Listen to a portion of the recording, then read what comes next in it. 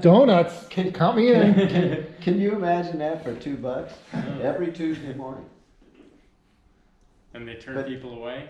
Oh, they turn people away in season. Yeah. In season, yeah. Sometimes we get crazy good people. Yeah. If We you had Anthony Scaramucci come. Oh, okay. well, had me a couple times. Everybody away for you. He had to go recruit for me. Governor Scott's been there when he was governor. Wow. They get good people. But That's, it's 52 weeks a year, so every single week, even off season, there's the speaker. wow, great. Yeah, even in off season like now, you get 50, 60 people show up each Okay, week. nice. All right. Good. And so you said you've lived here how long? Been here 5 years. 5 years, okay. 5 years, including Yeah. your, No, the other place I've had it for 20 years. oh, okay. It was just like everybody else, come in for a few weeks here and a few weeks there. Sure, yeah, yeah. But now I've moved here full time 5 years. Okay, okay. So now, like you said, you're originally from Canada, Canada. right? You moved to California when you were A kid, kid. right? Yeah, yeah. So when did you start to get into swimming then? Well, I always swam a little bit, but my wife saw the Alcatraz swim one time. She said, "Look at these idiots," and so I went out there and I saw it and I said, "Hey, I'm going to do that." It was my birthday, June 12th. That's when the escape was from Alcatraz, and that's when they were swimming. So I practiced for about 6 weeks on my own, and then I went and did it. What did your wife think about that? Wasn't very happy with that. You were one of the idiots. Yeah, that she... right. She still thinks I am, even doing it this time. But that's all right. I mean, I do my thing. What drew you to do a swim like that? Again, I saw it on TV and thought I want to do that.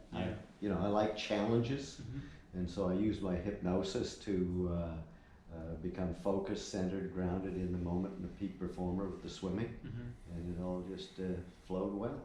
That's not an easy swim. No, the first time I did it, it was a very bad day. Mm-hmm. It took me an hour and 42 minutes. There were 10 kayaks turned over. One lady passed away. They were stopping the race because the waves were too big, and it was quite a swim. And how many years ago was that? 12 years ago. 12 years ago. No wetsuit, Mm-hmm. and so it was a little chilly, 52 degrees. Mm-hmm. But with my self-hypnosis, it got me through that pretty effortlessly. What made you want to do something like that again?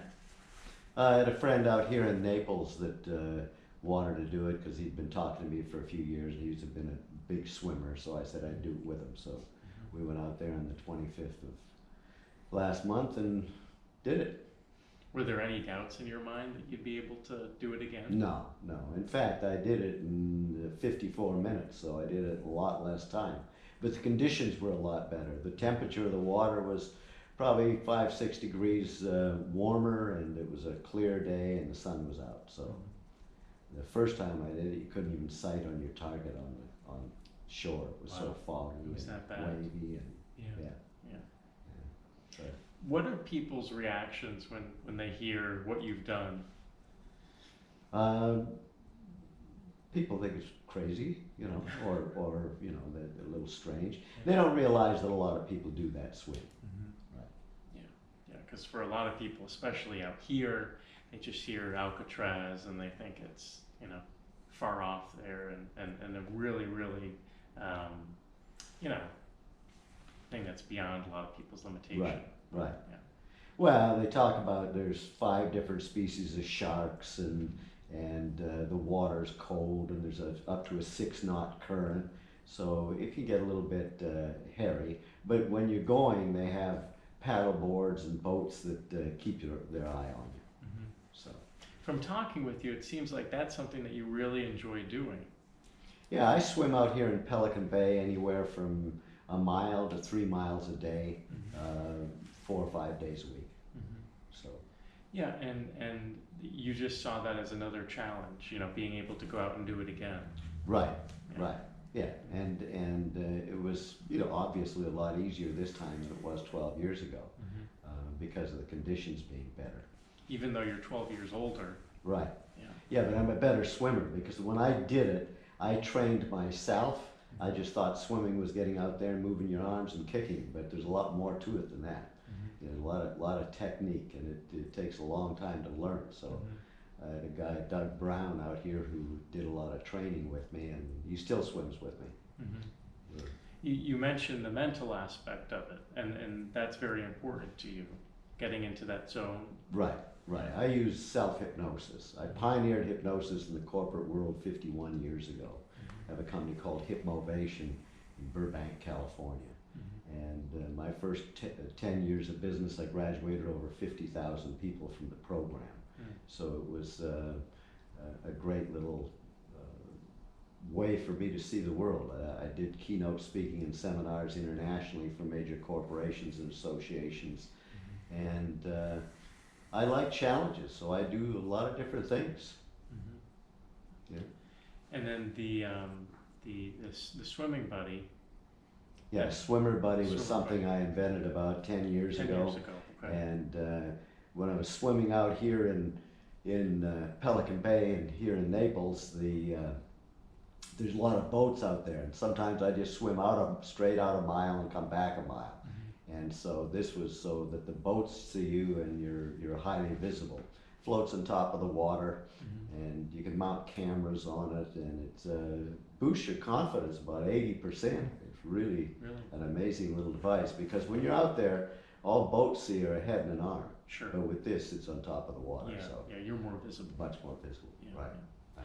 What do you want, Jim, other people to take away from your story, and not just doing, the swim from Alcatraz twice, but your whole mindset and this determination that you still have?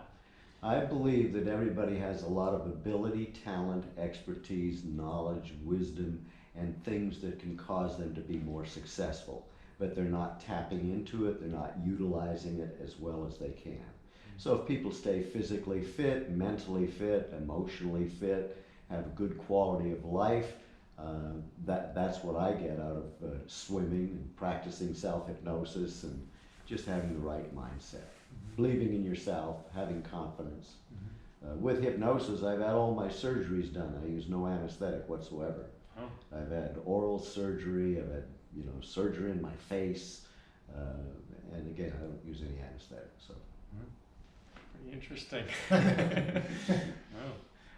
get on that website. You'll have to teach us that. Hey, Jim, I like to ask each person that we interview this question.